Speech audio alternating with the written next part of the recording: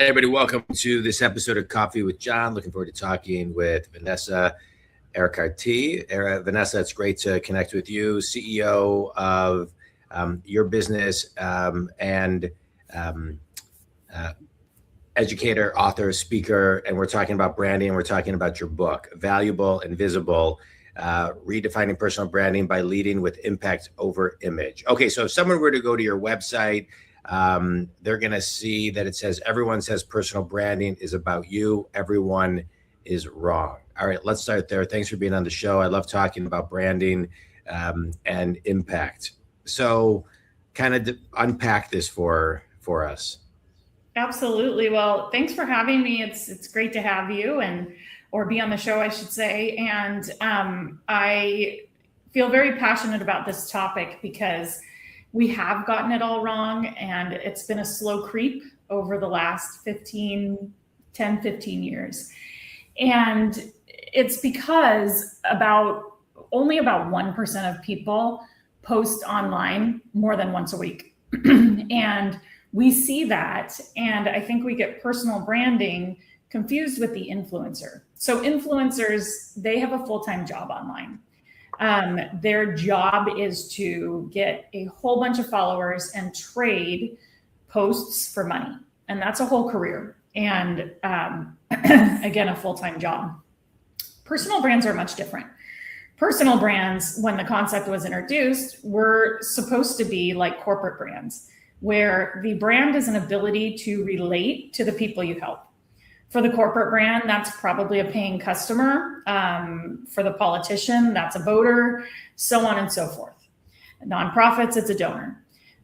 For the personal brand, these are people that are somehow in our audience. And what we forget about is we forget when we put the word personal in front of the word brand, that again, it is about them. Think about your favorite product. I love to run, but I'm 44 and I want to be able to run for a long time. So I have this one brand of shoes that I feel like makes me both faster and comfortable.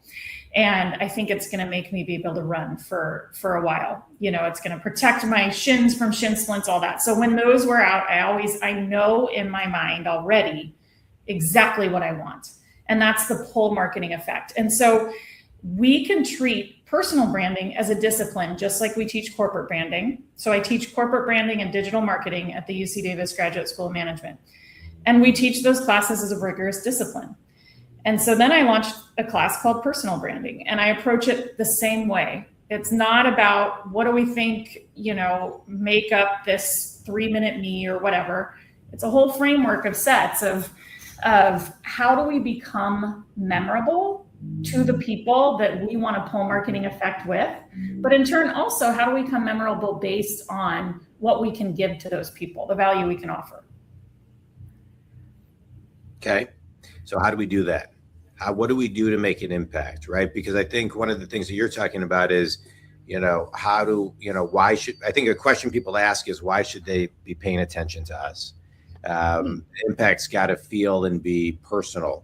Yes. So how do we do that? Give some examples of what's wrong and what's right.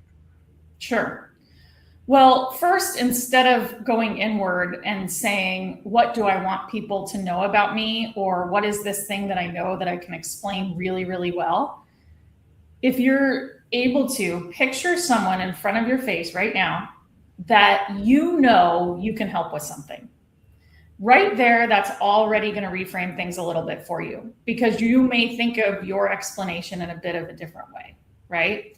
But we hear over 105,000 words a day, or read or encounter that on the internet in this information society. So we aren't going to actually stop for someone unless they make a compelling reason to do so. So not only do you need to think in terms of that ideal audience member or customer that you really think you can make a difference for, to frame the way you say things, but you also need to learn how to be a bit distinctive and counterintuitive. And I think that there's this myth out there that some people are just more distinctive and have more of a presence than others, and that's somehow luck. Like leadership, some leaders are better than others, and that's somehow luck. But we really can teach this. And so I always tell people, think about something that you know. Again, this person that you can help with something that you know. Think about what most people think the common trope or theme or in that industry, right? Then think about what you believe the real problem is. So we've just done this a bit with personal branding. Everyone thinks personal branding is about you. The real problem is the very definition of a brand is so that it can relate to other people, right? This is why in corporate branding, we create lizards to sell car insurance and bunnies to sell batteries, right? It's relatability. Then after you find that real problem, what is your understanding of a better solution? Right? So instead of making personal branding about you, think of who you can help and offer that help. Then the next step is evidence, right? And so I can give you branding evidence back from when the first advertisement was found written on hieroglyphics in a rock, that helpful emotional messages that are offer-based versus product-based cut through the noise better. And then finally, how to act. Next time, instead of trying the elevator pitch when you're in front of someone important and trying to compress everything you know into 30 seconds, which makes me want to press the door open button and leave the elevator, ask them a little bit about what they need and try to find a way to relate your experience to that. It's okay to only be able to ask someone a few questions in the 30 seconds to a minute that they have with you, and then be able to make a smart comment like, oh, that's really interesting how you do R&D at your company, because I love those 4 steps that you just mentioned. But step 2, I've started trying it this way, and I've realized that it just saves so much time. And then it makes this part of step 4 actually a lot smoother. And I want to try it. That's kind of what I want to do in life now. I want to try it more and more in as many places as I can. Now, all of a sudden, I'm chasing this person out of the elevator, and it's on me to remember their name. I'm going to go look up their credentials, their awards, their accolades, because it's 2026. All of that's online. Our window sticker, that's our product, right? We already know we want a car before we check the window sticker. The window sticker is validation. The problem is the people who think that the window sticker is the point of sale, is what they sell the car with. They're missing that connection of the need. I want my car because I either want to save the environment, keep my family safe, show my prestige, whatever it is, right? Yeah. So again, that's if we can go through that exercise and really find what that is that helps other people, and then make it distinctive, show your different way, all of a sudden people stop their scroll and listen. How do we do that in, a short amount of time, right? I mean, people have a very short attention span today. Some studies show less than a goldfish, 7 seconds. People are scrolling typically very quickly. How do we, I'd like you to kind of talk about how we get that across with clarity, how we get it across quickly, and how consistently we need to keep on sending this message, and how many kind of thoughts in one message. Is it 1? Is it 2? Yeah. I love that. I love the goldfish example, that famous Microsoft study. And then all of a sudden someone decided to compare it to a goldfish. And that's a really great example, right? Because it's a good signal when we say, oh, we can't pay attention as long as a goldfish, My 9-year-old son's actually trying to raise a few goldfish right now. And that's actually kind of humiliating because they're not very smart creatures at all. Yeah. But it's a signal, right? So Tony Robbins, he says many things, but one of the things he says is knowledge is not power. Knowledge is potential power. Action is power. So what he's saying is, if you have knowledge and you think that that should make you powerful and you're wondering why things aren't happening for you, it's because you're missing an ingredient. Now, we're used to hearing knowledge is power. That's the common trope, the common theme, right? And so when we can relate to something that we already think is right, and someone helps us find agency over the fact that we might be wrong, then all of a sudden we want to stop and listen to something new. That's how expertise is formed. It's not formed by a collection of degrees. It's formed by your potential to help someone learn something new. If Tony Robbins said your knowledge is power, I would scroll right on by, right? I hear that. I don't have time for that. I already know that. So in marketing, we call this the hook, right? So how do we find the hook? AI has, I think, we all know AI slop, all these terms are going around about how AI is making us all sound the same. And it's really quite dangerous for this generation coming up. You can fall in two ways with using AI. We can either use it as an answer tool or a thinking tool. If we use it as an answer tool, AI is always going to give you the common theme. That's its job, to compress, different knowledge that it finds places into the common answer. But if we use it as a thinking tool, if we take those 5 steps I just told you about, and then you put that into AI and you say, now give me a hook that says, we think it's about this, but it's really about this, or everyone says it's this, but it's really this. Give it those 2 formats and say, can you think of 20 more hooks, even 40? It's a machine. You're not going to put it out. Sometimes students are like 40. I'm like, yes, it's a machine. Don't worry about it. It doesn't have feelings. It just pretends. Ask it to give you 40 versions of a different way to say that. Ask it maybe if it missed a counterintuitive theme that you didn't think about when you uploaded those 5 sentences, right? Now you're thinking with AI. So not only might you find even more counterintuitive viewpoints and say, you know what, I believe that too. You're also going to find like 3 to 5 really interesting hooks that are going to help you say this in the same way, say the same thing in a different way over and over again. We have to remember that in 2026, our audience is not this linear thing that we build. It's this circular thing where people come in and out of it at all points, at all times. So being able to do a little bit of that primary hook to teach people what you're all about every single time you show up, and then go into a variation of the message with different examples, that's actually something that's a really important skill to have. We've naturally done this in person when we network for our entire lives. We instinctively do this. How many times do we introduce ourselves in our lives, right? Yeah, which brings up a good point. How long, I've read studies that it takes up to 18 months to change somebody's mind. Mm-hmm. How many times does somebody need to see something from your lens before they A, change their mind, or B, make a decision? That's a really good question. So we talk about touches online, but someone has to see something 20 times or more before they even know they've seen it. That's a lot, right?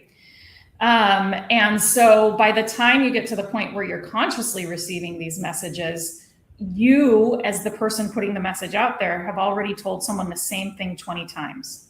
This feels rude, right? It feels really rude to go up and keep telling people the same thing, right? When my kids were toddlers, it was like, Mom, can I have the cookie? Not now. 1 minute later, can I have the cookie? Not now. What, right? It starts feeling annoying, but we need that online. It's a different form of communication, and your audience does not have the same visibility you do.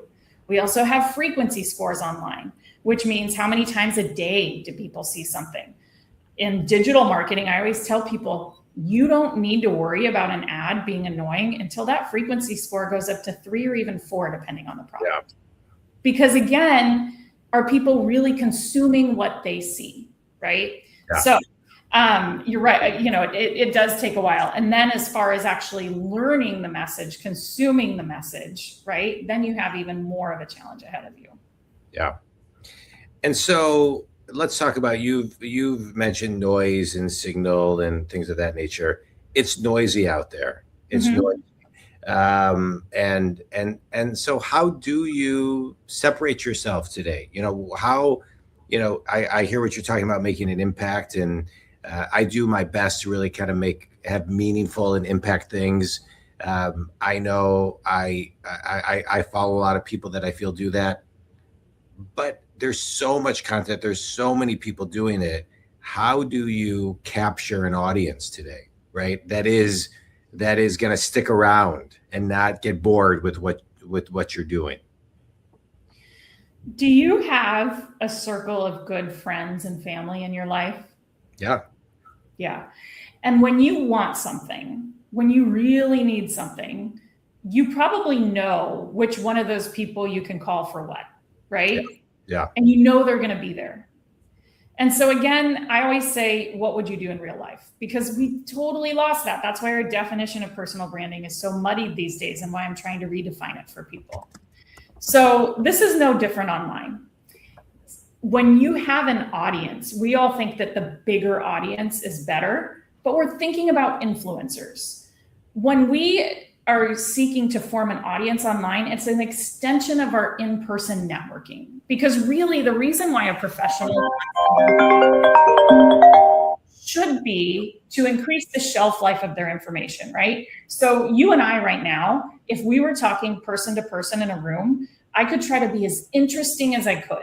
And we know from research and how we learn that you will only remember after a few days 10% of our conversation if I'm as interesting as I can be. But we're going to now put this coffee chat online, and so people can go back and remember it, right? And so we want that ability for our information to stick around. So it's great, but it's an extension of our in-person networking. When we remember things that way, I think it helps people reframe the fact that they don't need a huge audience. They need an audience that needs them and will do things for them, meaning they will remember them and spread the word because they do need the information.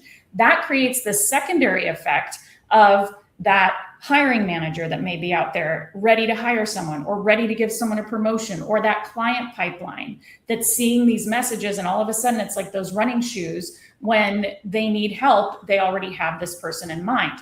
You don't need a ton of people. Before the internet, we didn't have this huge audience of people we could go get to follow some, little profile we set up, right? But we had these in-person connections that would create those pipelines for us. So I encourage people to think of the online space in the same way. And I actually have proven this because my students have dared me. They're like, you always say the big audiences don't matter, but you should try, what if you tried to go viral or something like that? Yeah. And I talk about engagement rate a lot, right? So most recently on one of these challenges, I went viral by copying this trend, which is how people go viral. And this particular trend was, it was spring break, and my husband and I were traveling with our kids to New York. And I made this video about how my husband does not know the difference between being in the airport and being chased by a bear. And it was really funny because he gets very stressed out when he travels. And we have to get there at the crack of dawn. And I had all these little short shots of like him putting his belt back on all passionately when he took longer in his special pre-approved line than in my like mere regular person line, all that, right? It was hilarious. And it got 50,000 views in one day. And at the end of the video, I zoomed in on the bookshop and I said, well, my book's coming out May 5th, so stay tuned, right? When I calculated that engagement rate, it was something like not even 0.4%. An engagement rate is if you divide the amount of views or clicks a post or impressions that a post gets, you have to divide either the comment people make, sharing, or likes. If you divide that number by those views or impressions, you get your engagement rate.